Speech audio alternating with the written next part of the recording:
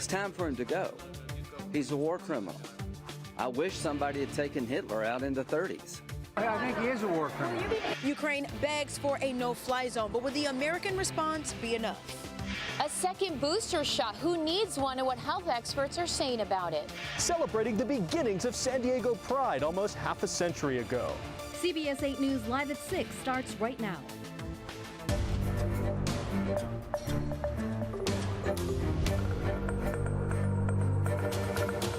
Today, President Joe Biden called Russian President Vladimir Putin a war criminal in his most direct message to the country's leader yet. Good evening and thanks so much for joining us. I'm Marcella Lee. I'm Carlo Cicchetto. The president's comments came just hours after Ukraine's President Volodymyr Zelensky made an impassioned plea for help to lawmakers on Capitol Hill. His requests are clear: even stronger sanctions against Russia and help defending the skies above Ukraine. President Zelensky shared a very difficult to watch video depicting the devastation to his country, showing Russian forces targeting people waiting in a bread line in Chernihiv and a theater in Mariupol where civilians had taken shelter. Zelensky ended his remarks with a direct appeal to President Biden. I wish you to be the leader of the world.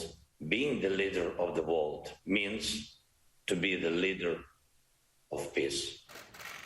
Today, President Biden approved an additional $800 million in new security assistance to Ukraine, which will include anti-aircraft systems, small arms, and specialized drones. But will that be enough to help defend Ukraine against Russian forces? CBS 8's Kirsten Holmes spoke with international security experts and a Ukrainian businessman on the ground right now in Warsaw to get insight and reaction. Kirsten?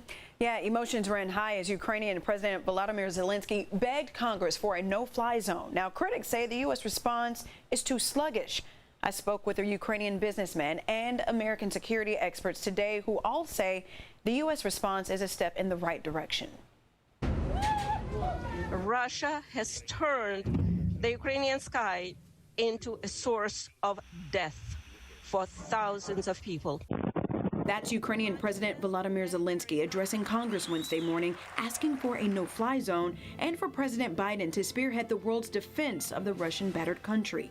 Zelensky also included a graphic video of Ukraine's current day-to-day as they work to defend themselves. He explicitly showed what we do have right now in Ukraine. We have a war. Andrei Gorkov is a Ukrainian businessman who is seeking safety right now in Warsaw while the conflict rages on. He says he is thankful for the U.S. response. But why can't the U.S. just enact a no-fly zone? Former National Security Council Director on Russia, Jeffrey Edwards, says that's a bad idea for the United States. That quickly means we're us shooting down Russian jets. That turns us into an all-out war. The Russian army just started really poorly and have done really poorly. And so if we can help them hold on, I think that's what we should probably be doing. Eric Gartsky, Director for Peace and Security Studies, agrees. The big threat to Ukraine right now from the Russians is Russian artillery. And that's not going to be stopped by a no-fly zone. Gartsky says the response to help Ukraine is immense from what you can and cannot see. All Western capitals and militaries are probably doing right now is trying to find ways to help the Ukrainians that don't look as blatant, don't look as obvious. Edwards warns Americans should be on high alert for what could happen next. There are scenarios in which we could feel this person, right? There are scenarios in which Europe could get engulfed in a war with Russia that would involve us. And once we're all involved, we're all potential targets. President Biden detailed U.S. military aid to Ukraine just hours after Zelensky's address to Congress, saying the U.S. is fully committed to getting more weapons to Ukraine. Biden also said he's committed to making sure Ukraine is not a victory for Putin, no matter what advances Russia makes on the battlefield. Marcella? All right, Kirsten, thanks. As Americans ditch masks across the country, another COVID variant is spreading and causing cases to rise around the world. China is facing its worst outbreak since Wuhan 2 years ago, with more than 10,000 cases reported this month. The new COVID-19 subvariant, BA2, is 30% more transmissible than Omicron, but does not seem to be more severe. It could be why nearly half of European countries are seeing cases rise. Now, hospital workers in Ukraine are fighting on two fronts: the virus in intensive care units and the war raging outside. I don't want to say it's not as serious anymore. It's has been overpowered by war. Right now, BA2 is making up nearly a quarter of new infections in the United States, but nationwide, daily cases and hospitalizations continue to drop.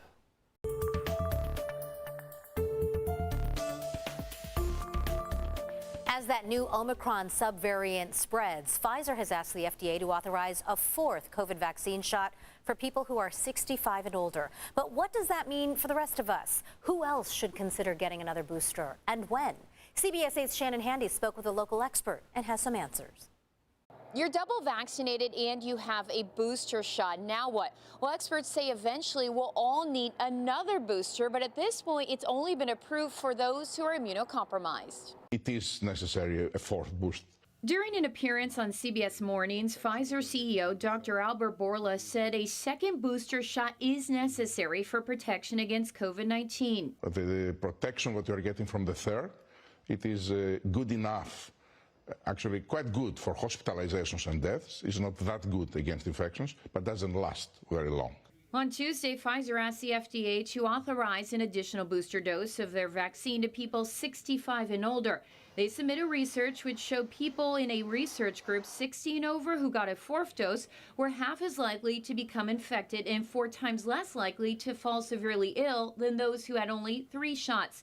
Right now in the U.S., the CDC has only approved a fourth shot for those who are immunocompromised or have specific health issues. Those are the people that I would put at the front of the line for getting their boosters. Dr. Davey Smith is the head of the Division of Infectious Diseases and Global Public Health at UC San Diego.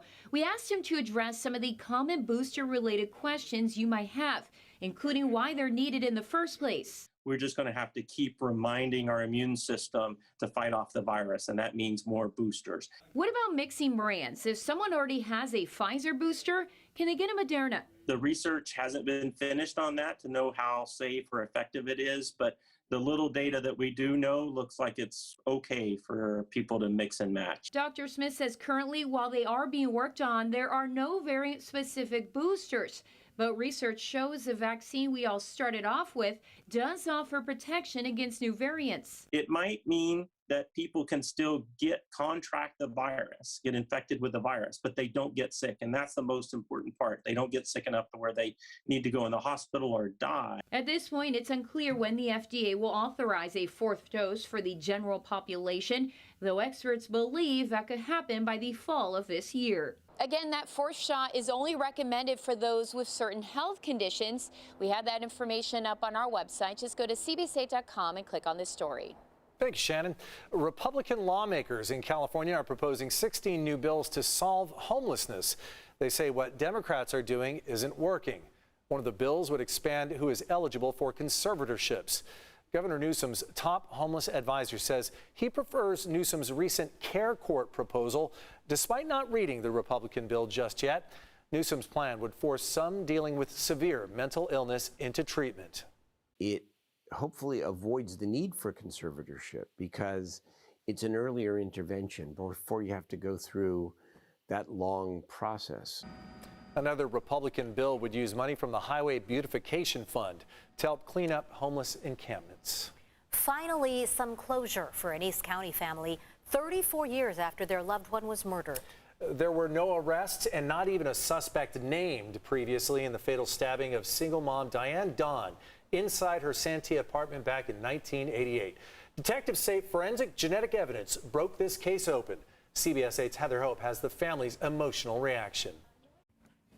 Yes, there is a sense of closure and relief that we're hearing from Diane Don's sister and her son, now that the case has been solved in their loved one after more than 3 decades. I myself was going to go to my grave not knowing. Finally knowing who was responsible for her 29-year-old sister Diane Don's murder in 1988, Victoria Dawn Minter couldn't hold back tears. I'm so grateful to the detectives and everything that has been done. 34 years ago, San Diego County Sheriff's deputies found Diane Don's nude body inside a back room of her Santee apartment with visible stab wounds, but no signs of a break-in. Her 2-year-old son, Mark, was found unharmed in the apartment. Despite DNA evidence left underneath Diane's fingernails, no suspects were ever identified as a match until over 3 decades later. There was a hair that was recovered at the time of her murder inside one of her hands. That hair was processed and a full profile was obtained. Detectives use investigative genetic genealogy to name suspect Warren Robertson, a tow truck driver who lived in Diane's same apartment complex with his wife.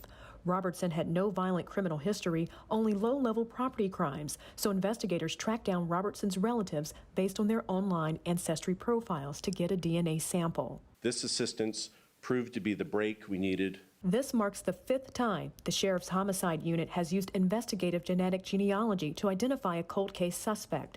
Detectives never learned a motive for Diane Don's stabbing. They say her killer, Warren Robertson, moved to Indiana right after the murder and died in a house fire in 1999.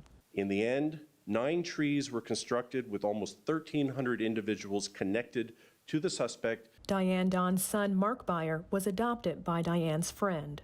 I'm in an interesting position because I was so young, I don't have many memories. Mark says he only knows that his mother was an accomplished musician who loved to play the violin and worked as the first female radio repair technician at the San Diego Transit Corporation. He is grateful cold case detectives never gave up. The answers that my family received, it's closure. And closure is everything, even after so much time had passed. Heather Hope, CBS 8. They never gave up on the investigation. Right, and who knew back then that this DNA evidence would be so crucial and that they'd be able to use the genealogy and family trees to find and pinpoint a suspect. And even though that suspect has now passed the closure, you could just hear in her son's voice, oh, at peace, finally.